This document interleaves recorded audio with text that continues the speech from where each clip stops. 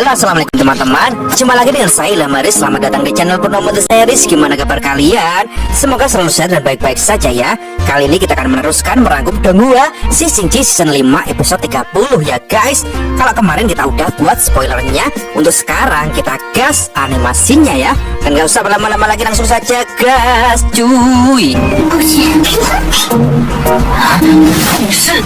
Di episode sebelumnya, Wukong telah bangkit dan kabar baiknya mulai sekarang tubuh Wukong menjadi dewasa lagi.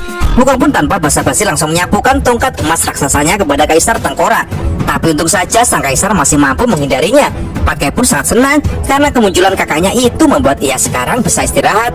Bersutong pun segera mengingatkan Wukong agar berhati-hati karena ada racun mayat di pedang Kaisar. Wukong pun dengan brutalnya menyerang Kaisar Tengkorak dengan bertubi-tubi. Dengan tubuh dewasa ini, jelas Wukong lebih liar dan lebih kuat. Kaisar Tengkorak pun jelas kewalahan menghadapinya.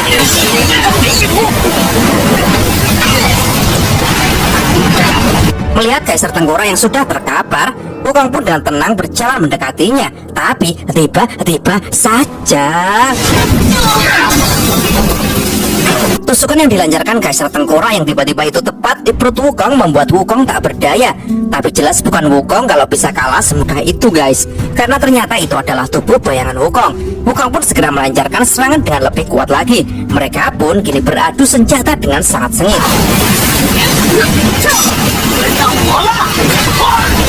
Wukong pun terus menekan Kaisar Tengkorak hingga kemudian Wukong pun memberikan pukulan tongkat Ruyi yang kuat yang membuat tubuh Kaisar Tengkorak pun menjadi hancur berkeping-keping. Akan tetapi Wukong pun kini merasa kalau kekuatan Kaisar Tengkorak tak berkurang sedikit pun, bahkan malah meningkat. Dan benar saja, potongan tangan Kaisar Tengkorak kini melesat menusuk Wukong. Wukong pun dengan cepat menangkis dengan tongkatnya. Tapi bersamaan dengan itu, tubuh Kaisar Tengkorak pun dengan cepat menyatu kembali. Dan kini Kaisar Tengkorak pun mengerahkan kekuatan kimayatnya dengan lebih kuat lagi.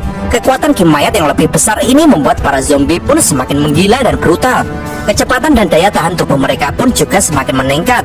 Mereka pun semakin ganas menyerang dan menyerbu Biksu Tong dan kawan-kawan, sehingga rombongan Biksu Tong pun kini semakin kewalahan. Sementara itu Wukong pun tak mau menyerah begitu saja. Ia pun segera bangkit dan menyerang Kaisar Tengkorak. Tapi tak disangka Kaisar Tengkorak pun dengan sangat mudah memulihkan luka-luka di tubuhnya. Seberapa kuat serangan Wukong, itu tak akan mampu membuat Kaisar Tengkorak mati. Hal itu disebabkan kimayat yang melimpah di daerah ini yang selalu menggerojok tubuh Kaisar Tengkorak.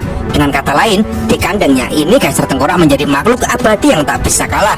Kaisar Tengkorak pun kini balik menyerang Wukong. Ia pun dengan cepat menekan dan mencekik leher Wukong, membuat Wukong pun kini menjadi tak bisa berkutik. Sehingga menurut Kaisar Tengkorak, Wukong tak mempunyai peluang sedikit pun menang darinya. Sementara itu, Ksatria Tengkorak yang sekarat pun kini berusaha untuk bangkit. Dia pun sangat syok melihat Putri Tengkorak telah tergeletak tak berdaya. Ksatria Tengkorak pun kini berusaha sekuat mungkin untuk mengumpulkan sisa-sisa kimayat yang dimilikinya. Ia pun memberikan pesan terakhir kepada sang putri bahwa sang putri harus mengendalikan nasibnya sendiri. Dan ternyata saat ini Ksatria Tengkorak akan mengorbankan seluruh sisa kekuatan di tubuhnya untuk ia alirkan ke pedang mata air kuningnya. Ia pun segera menyerahkan seluruh jiwanya yang telah menjadi pedang kepada Biksu Tong dan berpesan kepada Biksu Tong agar Biksu Tong bisa menyelamatkan Tuan Putri. Dan setelah itu, jiwa Ksatria Tengkorak pun kini benar-benar menghilang. Biksu Tong pun kini mulai memegang pedang itu dan ia bertekad tak akan menyia-nyiakan pengorbanan dari Ksatria Tengkorak itu. Ia pun langsung menatap tajam ke arah Kaisar Tengkorak yang saat ini sedang menekan Wukong. Biksu Tong pun lalu memanggil Wukong dan memberikan sinyal kepada Wukong rencana apa yang akan mereka gunakan. Melihat hal itu, Wukong pun jadi bersemangat dan bangkit mengajar Kaisar Tengkorak. Tapi jelas Kaisar Tengkorak masih mampu memulihkan tubuhnya. Tapi tanpa ia sadari, Biksu Tong tiba-tiba saja muncul dari balik tubuh Wukong dan langsung menusuk tubuh Kaisar Tengkorak hingga tertembus. Dan tak hanya itu, Biksu Tong pun dengan kuat mendorong Kaisar Tengkorak hingga sangat jauh dan menabrak reruntuhan. Dan kini Kaisar Tengkorak masih berusaha untuk bangkit dan ia pun sesumbar kalau serangan ini tak akan pernah bisa untuk menghentikannya. Ia pun segera mencabut pedang yang menancap di tubuhnya itu. Tapi tak disangka Kaisar Tengkorak pun tak mampu mencabutnya. Karena ternyata Ksatria Tengkorak dengan tekad yang kuat menggunakan keinginan terakhirnya untuk menyegel kemampuan dari sang Kaisar Tengkorak. Walaupun itu tak akan bisa bertahan lama, tapi Biksu Tong yakin kalau itu cukup untuk memusnahkan Kaisar Tengkorak. Kaisar Tengkorak pun jelas tak pernah percaya kalau dia akan kalah. Ia pun terbayang saat dulu ia masih menjadi manusia, di mana ia adalah sang kaisar perang yang dengan gigih berjuang di medan perang. Kaisar Tengkorak pun kini mengerahkan Ki-9 mayatnya secara habis-habisan, dan ia pun mengeluarkan jurus pamungkasnya, yaitu formasi pedang kekaisaran. Seketika kini muncul banyak sekali pedang yang menyerang Sun Wukong, dan pedang itu tak akan berhenti mengejar Sun Wukong. Kemanapun Sun Wukong berlari, maka pedang itu akan terus mengejar Sun Wukong. Kaisar Tengkorak yang murka pun mengerahkan kekuatannya lagi, yang kini memunculkan ribuan pedang untuk menyerbu Sun Wukong. Menghadapi hal itu, Sun Wukong pun juga mengeluarkan jurus andalannya, yaitu Kakek Bunshin no Jutsu 1000 bayangan. Tubuh Wukong pun seketika berubah menjadi ribuan, dan pasukan Wukong pun dengan gercep langsung menghancurkan pedang-pedang itu. Wukong pun lanjut mengeluarkan pukulan jiwa King Kong terkuatnya yang memukul kepala Kaisar Tengkorak dengan kuat hingga 2 kali berturut-turut. Yang dengan pukulan Wukong itu, Kaisar Tengkorak pun kini benar-benar musnah, guys. Dan kini setelah Kaisar Tengkorak benar-benar telah mati, seketika aura gelap yang menyelimuti kota tulang putih pun menghilang. Langit pun menjadi cerah kembali, dan juga para zombie pun mulai berubah menjadi manusia lagi, sehingga mereka pun kini malah menjadi ketakutan dengan rombongan Biksu Tong, di mana sebelumnya mereka menyerang dengan ganas. Bailang pun kini merasa lega, tapi Yu pun masih mencekik salah satu orang di situ karena ia takut orang itu masih ganas. Melihat hal itu, Xiao Yu pun segera menyuruh Yu untuk melepaskannya karena orang-orang itu jahat karena terpengaruh oleh Ki Mayat, dan sekarang Ki Mayat telah benar-benar menghilang. Yu yang sangat patuh dengan Xiao Yu pun segera melepaskannya. Sementara itu, para penduduk pun menjadi kebingungan, dan mereka pun bertanya-tanya siapa rombongan Biksu Tong ini, kenapa mereka ada di sini, dan kenapa kota mereka menjadi berantakan seperti ini. Di sisi lain, Putri Tengkorak pun merasa sedih dan menangis karena saat ini semua orang yang mencintainya telah mati. Di situ Biksu Tong pun menyerahkan api jiwa dari Kaisar Tengkorak kepada sang putri, karena itu dapat membuat tubuh Putri Tengkorak bisa pulih seperti sedia kala. Akan tetapi, tampaknya Putri Tengkorak saat ini masih terpukul dengan semua orang yang mencintainya kini sudah mati, sehingga menurutnya tak ada gunanya lagi ia hidup. Biksu Tong pun segera memberikan pencerahan, di mana mereka semua yang mati adalah berkorban untuk Tuan Putri, sehingga Putri Tengkorak harus hidup dengan baik, sehingga tak mengecewakan mereka yang telah mati. Apalagi semua orang warga dari kerajaan Tulang sangat membutuhkan sang putri. Putri Tengkorak pun kini jadi mengerti, dan motivasi dari Biksu Tong itu tampaknya berhasil. Putri Tengkorak pun kini menjadi bersemangat untuk hidup, dan ia bertekad akan memimpin semua orang dan menciptakan negara Tulang Putih yang baru.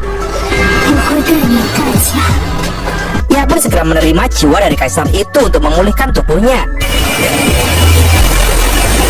Melihat hal itu, Wukong pun menilai kalau Biksu Tong sangat perhatian kepada Tuan Putri, dan karena itulah mereka mendapatkan masalah. Xiao Yu pun menyahut kalau Biksu Tong memang harus peduli kepada Putri Tengkorak yang dirundung kesedihan. Pat Kai pun juga merasa kalau ia juga pandai dalam hal itu. Ia pun juga akan mendekati sang putri, tapi ia pun segera dihentikan oleh Shao Jing. Sementara itu, Aosui yang melihatnya pun jadi berpikir mengapa ia bisa-bisanya ikut dalam rombongan orang-orang bodoh ini. Bailang pun kini menghampiri Aosui. Ia pun bertanya kemana saja Aosui, dan untuk saja Aosui datang tepat waktu untuk membantu. Aosui pun lalu bercerita di mana ia saat itu jalan-jalan keluar, dan akhirnya ia pun juga tak luput dari gigitan para zombie. Tapi tiba-tiba saja ia pun menemukan sebuah benda yang bertuliskan penangkal racun Ki Mayat. Ia pun segera memakannya, dan tak disangka obat itu berhasil menyembuhkannya. Aosui pun dengan bangga mengatakan kalau obat itu pasti berasal dari salah satu penggemarnya. Dan kini Biksu Tong pun segera mengajak semuanya untuk segera meninggalkan tempat ini, karena walaupun Kaisar Tengkorak sudah disingkirkan, akan tetapi para warga tampaknya tak suka melihat rombongan Biksu Tong di sini. Bailang pun segera bergegas untuk mengambil kereta bagasi, tapi tiba-tiba saja dan ternyata yang melempar Aosui dengan batu itu adalah Yuanji. Ia pun mengatakan kalau harusnya Aosui bersikap sopan kepada orang yang menyelamatkannya itu. Melihat kedatangan Yuanji itu, Aosui pun sangat terkejut. Yuanji pun lalu mulai menjelaskan kalau kedatangannya ini adalah untuk mengatakan sesuatu yang sangat penting kepada Aosui, sesuatu yang besar yang menimpa klan naga, di mana klan naga sekarang sudah hampir musnah. 3000 pilar naga kini dikendalikan oleh bayangan gelap, dan mereka semua telah menjadi budak. Akan tetapi perkataan itu tampaknya tak membuat Pat Kai percaya begitu saja, dan ia pun segera menodongkan garpunya kepada Yuanji. Yuanji pun kini segera turun dan mendekat kepada Aosui. Di situ ia lalu memberikan sebuah bulu hitam Garuda. Jelas hal itu sangat mengejutkan Aosui, dan ia pun bertanya apa yang dikatakan dari si pemberi bulu itu. Iwan pun segera bercerita kalau itu adalah Aoling yang menitipkan tanda kehormatan dari kakak Aosue yang bernama Ao Jiao. Aoling menitipkan pesan bahwa Aosue lah yang harus menggantikan peran kakaknya sebagai Raja Naga, karena saat ini Ao Jiao tidak jelas nasibnya, apakah ia sudah mati ataukah masih hidup. Menurut Aoling, hanya Aosue lah yang saat ini bisa menyelamatkan klan naga.